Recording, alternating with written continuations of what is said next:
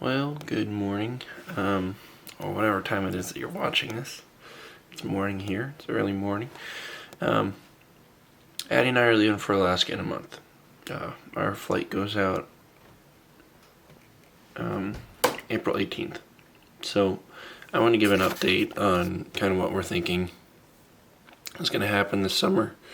And then also run some things by you guys that we would really value your prayers for as well.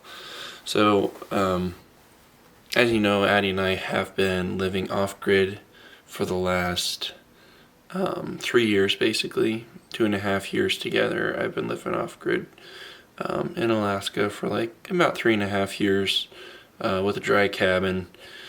And so with that comes a lot of challenges. It's a lot of work. It's a lot to keep up with. There's stuff that we take for granted, like getting a shower, like being able to do your own laundry, like being able to plug into a wall plug at any time and have unlimited amount of power available. This is all stuff that we can't do. We can't run a microwave in our house. We can't run a refrigerator in our house. So what we have done is Dad and I, when we were up there in August, when we were in Alaska in August, we got power to our property in Alaska, and basically the first big project that I'm going to take care of is getting that power from the pole to the house and getting it all breakered and put in a good electrical system for the house.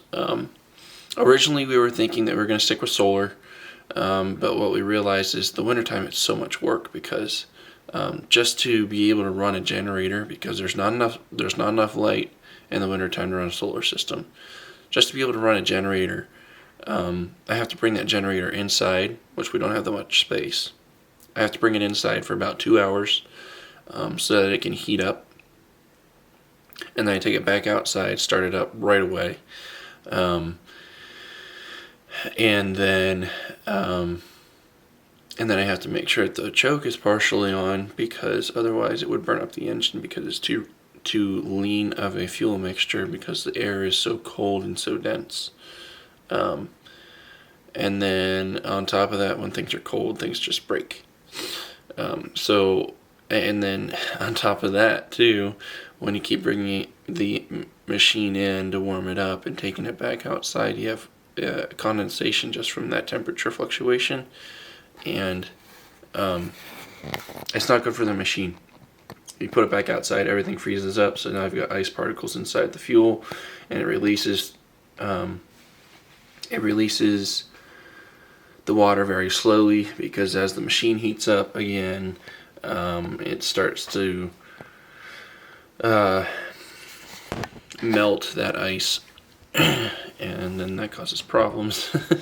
So it's a kind of a vicious cycle with all that. Anyway, we got power in, and we're gonna get that into the house. The next project, it kind of depends when thaw out is. We're guessing that it's gonna start. Things are gonna start thawing out when we get there in August or in April. So I'm thinking this project will probably happen sometime in June, but I need to put in a well, and so I've been identifying a number of good options for me to set up as a well drilling rig, and I'm also I'm looking at making it very portable, so that this would be a service that we could offer to people that are serving in the village, because a lot of these people are living on a dry cabin, which means that they don't have any pressurized water in their house. They don't have a place to get a shower. They don't have a place to run a clothes washer. And they don't have, a normal kitchen sink set up. So just having the experience to be able to drill a well is going to help me in the long run, and then I can use the tools that I invest in to help others out. So getting water into the house. We're going to be refinishing the utility room that the airplane is stored in right now. So a priority is going to be getting that airplane finished to the point that I can get it outside. So it'll be weather tight so I can put it outside. And so basically this next year is a prep year. It's getting everything set up so that we can live efficiently. Something that Addie and I saw just by the work that we've been doing is we've been helping a lot of people that are in a much better living situation than we're in. And not that we don't want to be serving others. That's the whole point of what we're doing. But we've also realized that we have so much time invested just trying to keep up with our life. Because living in a dry cabin, just an example of that. For us to go get drinking water, it's at least an hour. It's about 20 minutes to get there, it's 20 minutes to get back, and it's about 20 minutes to fill up all the jugs. So it's an hour. For us to go to do laundry, that's 3 hours taken out of our time. For us to go get a shower, it's at least an hour, if not 2 hours. Because getting there, doing whatever we're doing, and then driving back, it's at least an hour. So it's a lot of time spent doing tasks. Anyway, so this year we're just trying to make sure that we got everything in line so that in years to come we're ready to go. Our house doesn't need a whole lot of work just to keep up with. So we're finishing the utility room. I'm going to make sure that I have enough a shop space that I can pull a machine into and work on. But all of it's getting finished. So right now nothing's finished. It's all just kind of set up. And when I was there, when I was in Alaska last, which was sometime in January, like the end of January, I dropped a couple trees. So that way they're ready to go to the mill. And so those are on the ground right now. When we get there, the heater's going to come on and make a bunch of noise. I don't know if you can hear that or not. I can run them to the mill now, and then I can use the lumber for stuff on our house, which will be good. So, there's going to be some work that's going to be done in the house for sure. There's a number of things that we would like to do that will just make our life easier, to have a little bit more space. The one thing that we didn't realize when I didn't realize when I moved to Alaska, I was trying to live a minimalist lifestyle, and that's great. When you have a family and you have a place like Alaska where the seasonal just the season to season requires so much gear. I probably have 3 Rubbermaids full of winter gear just for myself. And then you have the stuff that you use for summer, so you have canning supplies and you have all that stuff. That all takes up space. And so we've got a little trailer that's full of stuff, and we've got the utility room that's going to become a storage room / pantry / laundry room / shower and toilet and all that. So that's another thing. You're going to have to put in an actual sewer system instead of using an outdoor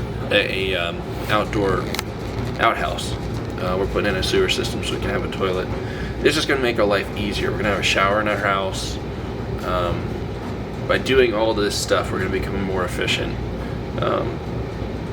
Efficiency, it's what helps people just be able to achieve more. Okay, vision for years to come.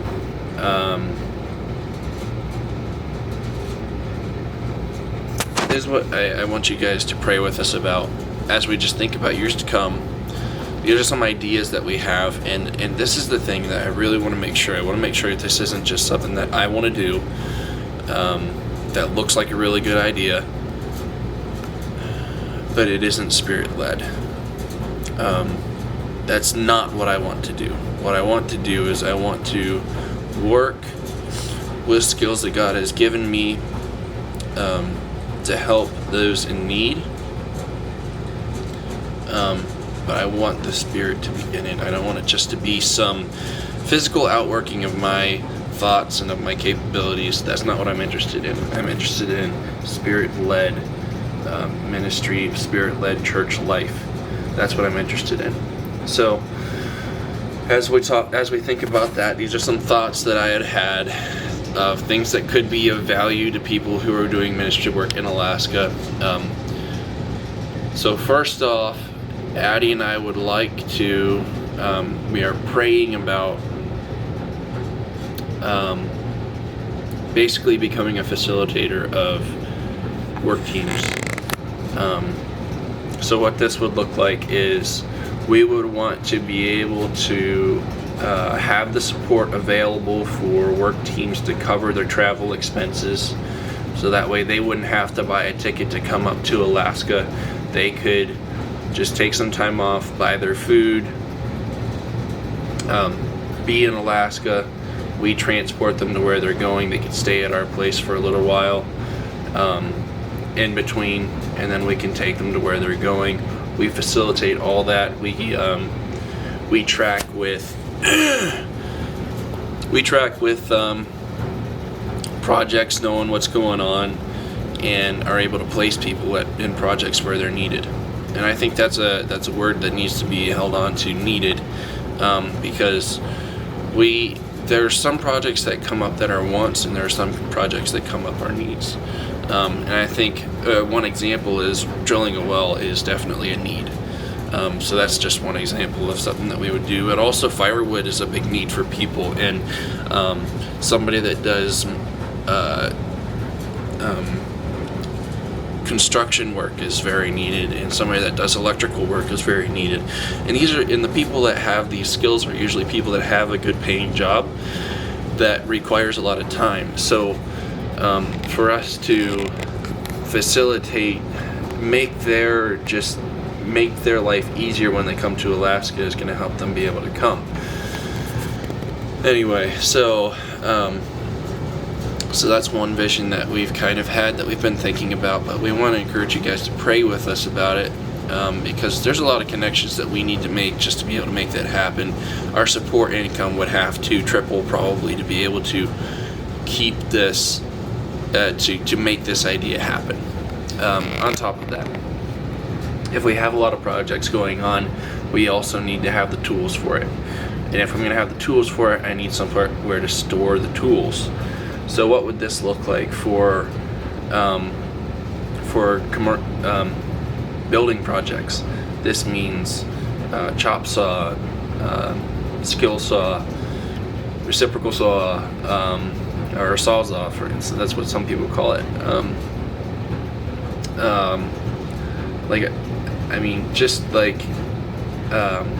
Even just having extra hammers, or a battery operated nail gun. I have one myself. They're super helpful. They speed you along. So those are just a few items. And then thinking about well drilling, we would need a water pump. We would need an auger system. That is all, could be put in the back of my airplane. We could take it to wherever it's going. This is all stuff that would need to be invested in, so that we can keep the projects going, so that it's not like this big thing where the missionaries need to provide the tools for the jobs because they don't have them. I would want to be able to provide the tools for the jobs, and have them ready to go at the spot when the people show up. And then on top of that, it'd be really cool to be able to fund some of these trips, some of the materials for these trips too, so that way the missionaries don't have to put a huge investment into just these little physical things. They can keep their mind on what's really important, which is the Spirit, and living in the Holy Spirit, living in the Word, and instructing others. I hope you guys can hear me fine. I'm gonna have to listen to this whole thing to make sure. But those are some ideas that we had. And again, we want to encourage you guys to pray with us on these ideas, because it's important for us to to be going with the right mindset, but also that the Spirit would be directing us in our work. If the Spirit's not directing us and it's just some physical thing that we're doing, it's not worth it. There's no value in it. So that's where we're at. Yeah, as I said, there's other things that need to be done at the house for this summer, but those were the main big projects, the big needs that we had at the house. The airplane project, I'm going to make another video about the airplane project just to give an update on what's going on there, and kind of as we look forward what we can expect. But thank you guys for your time. I hope that you can hear this whole video. Thank you so much. As I said, it's early morning. Aletta is still asleep. Otherwise, she would probably be in this video too. All right, have a good day.